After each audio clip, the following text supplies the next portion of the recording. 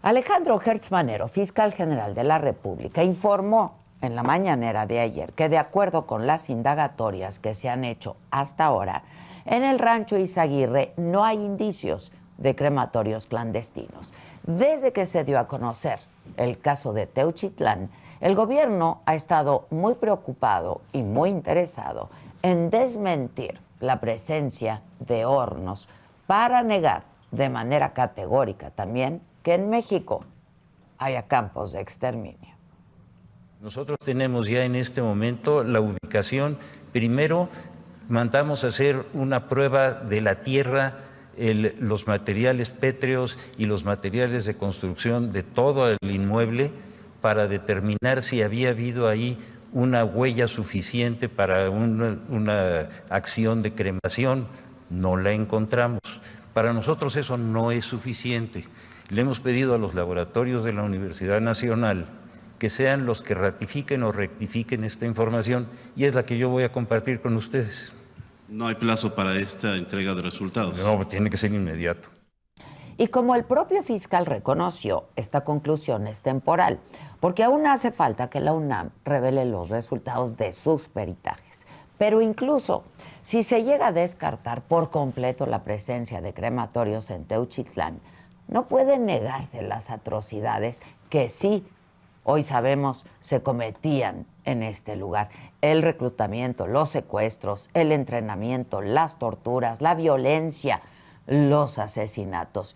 Y tampoco queda muy claro cómo es que si no había hornos, sí, según el propio Gertz Manero, se encontraron restos de varias personas calcinadas. Porque yo me pregunto y les pregunto, ¿qué diferencia hace en términos reales que las víctimas sean cremadas ahí mismo en hornos o al aire libre? Así de atroz es el asunto. El problema de fondo y la gravedad no puede ya barrerse bajo la alfombra.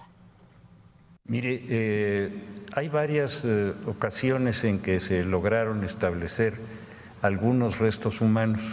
Están muy fraccionados, son pequeños cuencos donde se hallan restos que no corresponden directamente a un solo cadáver.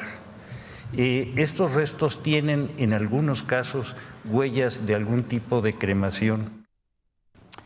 Lo que se dijo ayer en la mañanera del pueblo es válido, sí, como resultado provisional de una investigación, pero no puede servir para ocultar, déjenme insistir en ello, estas atrocidades que se cometen en México, ni para darle carpetazo al problema de las desapariciones, y no puede usarse ya para maquillar la realidad que se impone, y mucho menos para ignorar ni atacar a las víctimas de la violencia. Vale la pena retomar este testimonio que escuchamos ayer en la Cámara de Diputados de la madre buscadora María de Jesús Solís, conmovedor, del colectivo Luz de Esperanza. Yo lo viví cuando mi hijo llegó y lo platicó. Los 3 meses de entrenamiento es real. Él dijo que los obligaban a comer la carne humana. Es real lo que les decían. Aquí vienes a esto, hijo de tu tantas madres. Se quieren ir y los que se querían ir era un balazo por la espalda.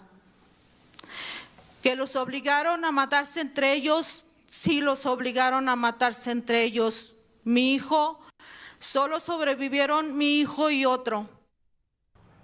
Y mientras avanzan las investigaciones sobre Teuchitlán, ha estallado la discusión sobre el problema del reclutamiento por parte de los grupos criminales y el de las desapariciones con o sin anuencia del Estado. Ayer les informé que el Comité Especializado de la ONU activó un protocolo para combatir la desaparición forzada que, de acuerdo con sus informes, se practica en nuestro país de forma sistemática y generalizada. Y también les comenté que la presidenta de Morena, Luisa María Alcalde, y las secretarías de Relaciones Exteriores y de Gobernación negaron que el Estado mexicano desaparezca personas. Y es que a lo largo del día distintas voces del oficialismo se sumaron a las críticas contra Naciones Unidas, intentando desacreditarla y vinculando a la organización con una agenda política en contra de la Cuarta Transformación. Primero, aquí hablamos de ello, fue la presidenta Claudia Sheinbaum, quien aseguró que la desaparición forzada desde el Estado no existe en México, mostrándose diplomática para hacer ver la inconformidad de su administración con Naciones Unidas. Y algo similar fue lo que dijo el presidente del Senado, Gerardo Fernández Noroña, quien además de defender a la presidenta, aprovechó pues para criticar con muchísima dureza a Olivier de Frutville, presidente del Comité contra la Desaparición Forzada de Naciones Unidas. El presidente del CED de la ONU, Olivier de Frutville, pasó por encima del procedimiento de la propia comisión y, como ya lo mencionamos, realizó con absoluta falsedad, temeridad e irresponsabilidad una acusación carente de sustento. ¿Cómo puede un funcionario de tan alta responsabilidad de Naciones Unidas tener un comportamiento tan faccioso y atrabiliario? Francamente, su actitud nos obliga a presentar un recurso legal contra su conducta. Sus aseveraciones y su ligereza son absolutamente injustificadas para alguien que tiene bajo su responsabilidad tan importante tarea. Una vez más, el oficialismo se está tomando los señalamientos de Naciones Unidas como si fueran personales.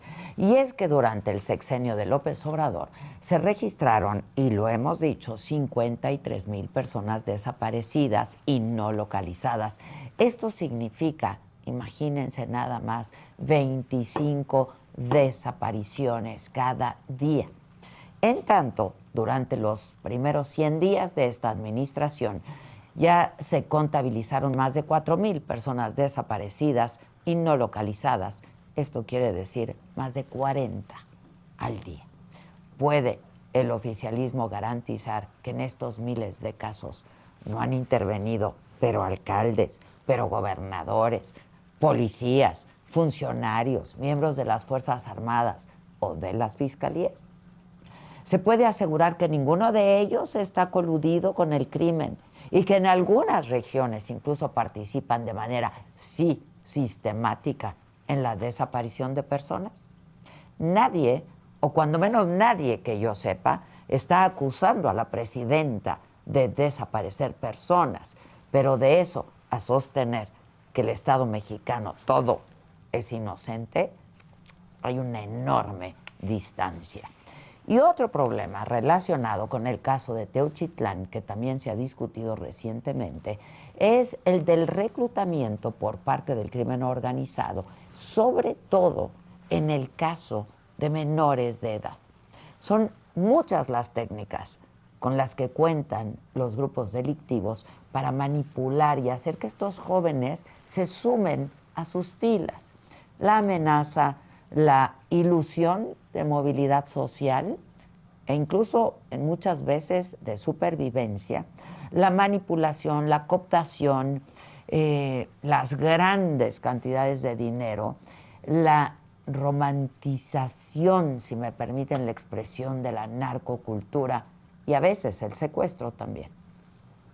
La semana pasada, Fernando Carrera, representante en México del Fondo de Naciones Unidas para la Infancia, la UNICEF, urgió a nuestro gobierno a atender este problema, el del reclutamiento de menores por parte de grupos del crimen organizado y sobre todo a que se tipifique como delito esta práctica.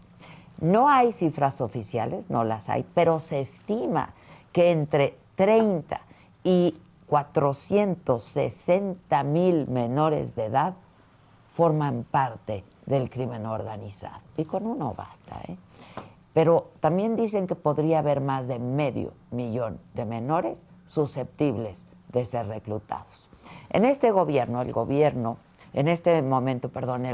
está caminando por una línea bien delgada entre reconocer y atender este que ya es un imperio de desapariciones, de reclutamientos, de torturas, de asesinatos que es nuestro país, o ceder, como López Obrador, a un victimismo y una negación que es criminal y que no conduce a ningún lado. Presidenta, ha habido aciertos que debemos reconocer. Sí, tiene toda la popularidad y sobre todo tiene todo el poder. Así es que la decisión, presidenta Sheinbaum, está en sus manos. Yo soy Adela Micha.